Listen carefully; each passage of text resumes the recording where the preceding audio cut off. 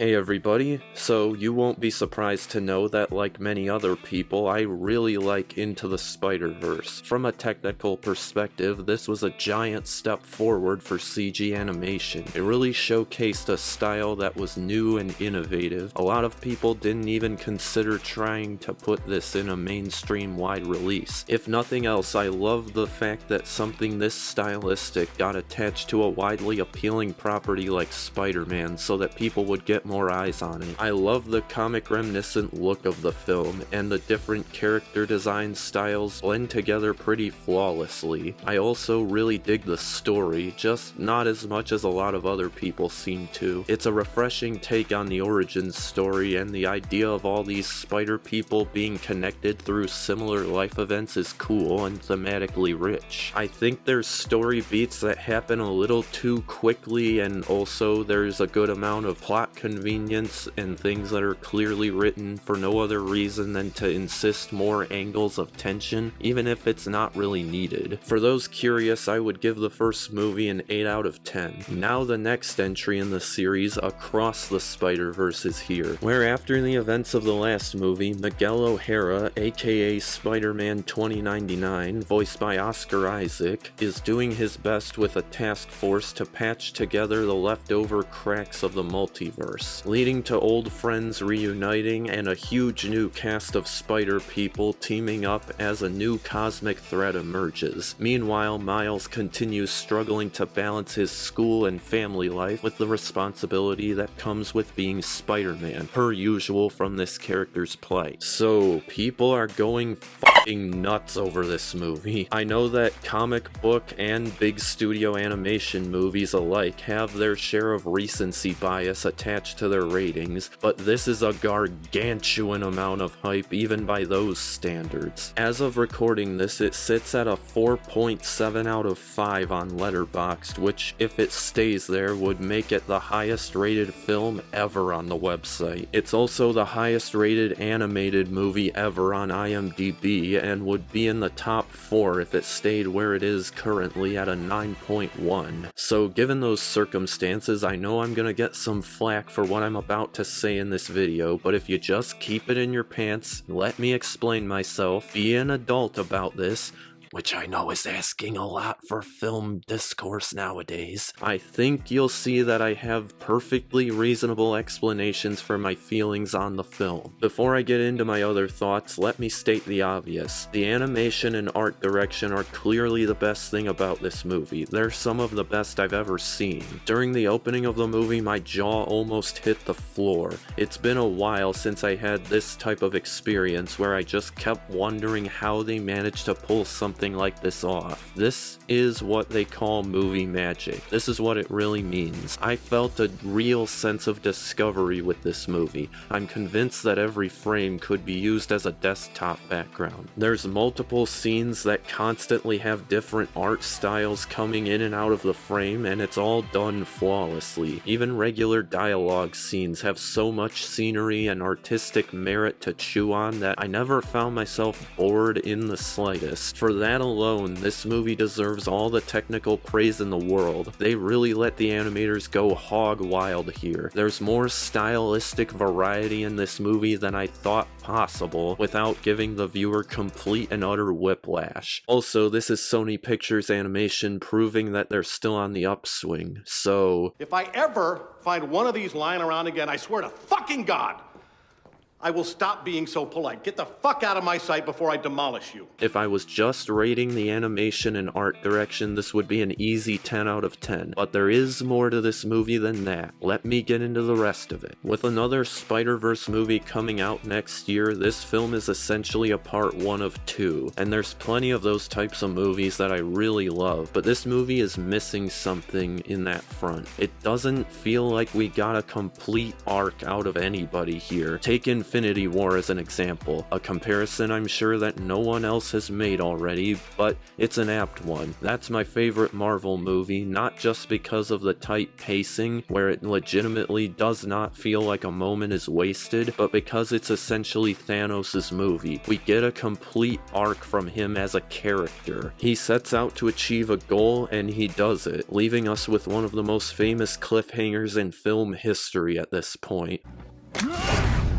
Who did we get a complete arc from in this movie? The closest thing I can think of is Gwen's storyline with her dad, and even then I had some issues with that storyline. Alright, I'm gonna need to get into spoilers to get into my thoughts on this, so if you don't want to be spoiled, see the movie and then come back and see this. So the conflict between her and her dad is that he thinks Spider-Woman murdered their universe's Peter Parker, because I have no idea what his motivation is for thinking that. Okay, so you walked in and saw Spider-Woman over Peter's body, so you assume that she killed him, much like Miles' dad did in the first movie when he was standing over his brother, Aaron. In that situation, I could understand him jumping to that conclusion. We saw him voice multiple times throughout the film that he did not approve of Spider-Man's methods, and it's his brother that's dead, so obviously he would be overtaken by his emotions,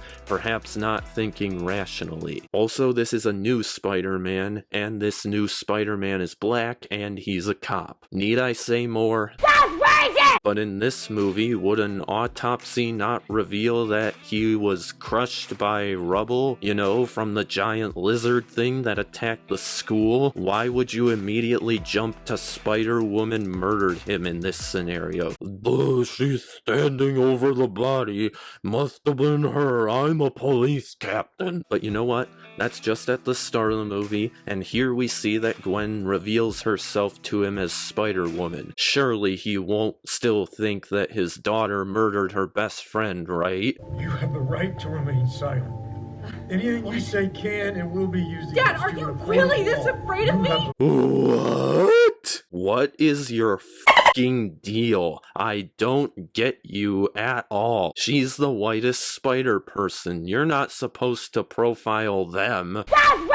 This whole plotline and conflict between her and her dad just feels like a giant waste of time. It's nothing but forced, insisted conflict. I don't care how pretty the conversation scenes between the two of them are to look at. Of course everyone's going to side with her. Are we supposed to feel sympathy for her dad? If so, why? He's acting completely irrational, and I do not understand his motivation whatsoever. In fact, I think that's why they made their conversation scenes specifically so pretty to look at, so that they could distract people from how little sense the conflict makes. I'm perfectly willing to admit that I'm wrong if shown a more convincing angle to this conflict, so if you have a better explanation, please tell me in the comments. I genuinely want to know. I also noticed at the start of the movie that the sound design was weirdly soft. Like, I had to really listen to understand what they were saying at some points during the first action scene. It felt like the vocals were just too low in the mix. Maybe it was just the theater I saw it in, but after that point I didn't notice any issues like that with the sound design, so I don't know what that was. Let's talk about pacing now. This movie's is noticeably worse than the first. With it being a part 1 of 2, of course some people are going to say, oh, it's an incomplete story, and that's never really bothered me, at least not recently. But this, more than say Dune, felt like it was just spending longer on certain scenes than was necessary. The family drama was where this was most notable. At a certain point I was like,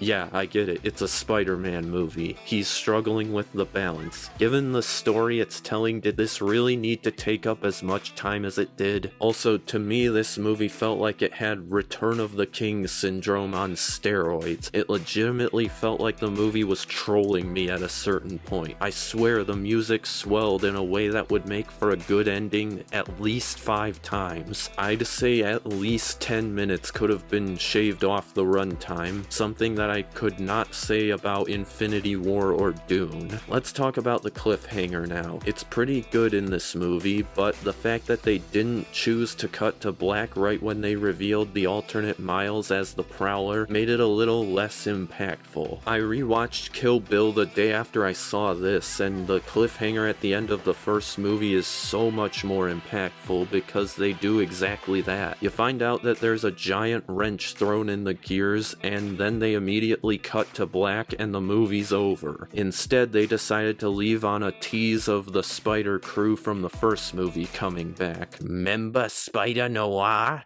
Yeah, I remember." Again, not bad, but you had a better ending right there, and you chose to just be like, "Hey audience, you're gonna watch the next movie, right?" Just like the "this is only the beginning" line at the end of Dune, which I also criticized. I forgot to mention earlier that I really like the villain as well, and how they build him as a threat. I just wish he was more present toward the end of the film. There's a sequence where they tease just how much of a threat he really poses, and not even at his peak abilities yet. And if that had happened later in the movie, I think I would have felt more of a sense of urgency toward the end. Instead, he's completely absent for the last 45 minutes or hour or so. When I can think of a number of ways that the story could have been more impactful just by thinking about the sequence of events, it's hard to get super enthusiastic about it. I felt the need to make this review because I really haven't seen anybody with my perspective in this sea of hype culture. Let me reiterate,